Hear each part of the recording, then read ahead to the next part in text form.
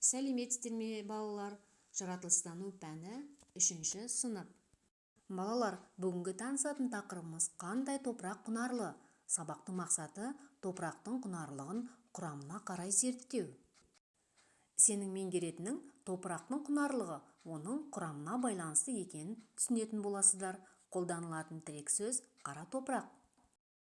Балалар, жедел жауап әдісі арқылы өткен сабақты есімізге түсірейік. Топырақтың құрамында не бар? Топырақтың қасиетін ата.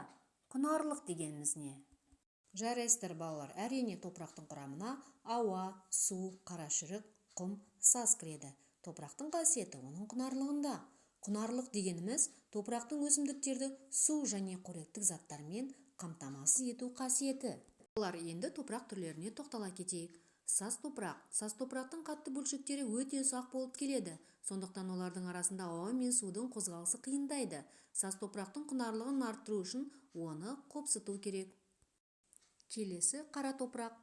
Қара топырақ ең құнарлы топырақ. Оның қарашірік қабаты шамамен 1 метрге жетеді. Өсімдік қара топырақтан барлық қоректік заттарды алып, ылғалды сіңіреді. Мұндай топыраққа өсірілген өнім жоғары сапалы болады. Құм топырақ.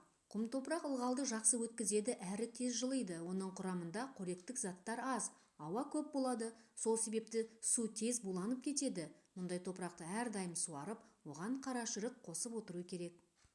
Балалар, сіздерді енді тәжірибе жасау алаңына шақырамын. Бірінші топ топырақ құрамындағы ауа мен суды анықтайтын болады. Екінші топ жасанды жел арқылы топырақтың беткі құнарлы қабатының жойылуын анықтайтын болады. Ал үшінші топ оқушылар су арқылы топырақтың беткі құнарлы қабатының шайылуын анықтайды.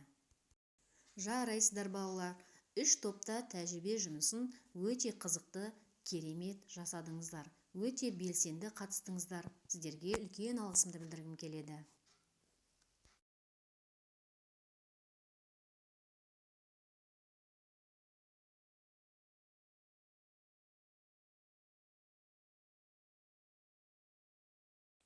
Балалар, келесі топтық жұмыс. Постер қорғайтын боламыз. Бірінші топ топырақ құрамын анықтаса, екінші топ топырақтың пайдасы мен зияны туралы айтады. Үшінші топ топырақтың қорғау түрлерін анықтап айтатын болады. Жарайсыздар балалар, 3 топтың оқушылары да топтық жұмысты өте жақсы белсенділікпен орындады. Келесі кезекте оқушылар жеке жұмыс, яғни сіздерге 5 сұрақ берілген. Осы сұраққа мұқият назар аудара отырып, иә жоқ деп жауап берулеріңізге мүмкіндіктеріңіз бар. Әрбір дұрыс жауапқа 2 ұпай. Балалар, сіздер осы 5 сұраққа жақсы дұрыс жауап берді деген үміттемін. Экранға назар аудара отырып, өздеріңізді тексеруге мүмкіндіктеріңіз бар. Балалар, сіздер білесіздер ме? Өсімдіктер топырақсыз да өсе алады екен. Топырақ олардың тік өсу үшін керек. Ең бастысы, оларды қоректік заттармен қамтамасыз ету қажет екен. Балалар, есте сақтайық, топырақтың құнарлығы оның құрамына байланысты.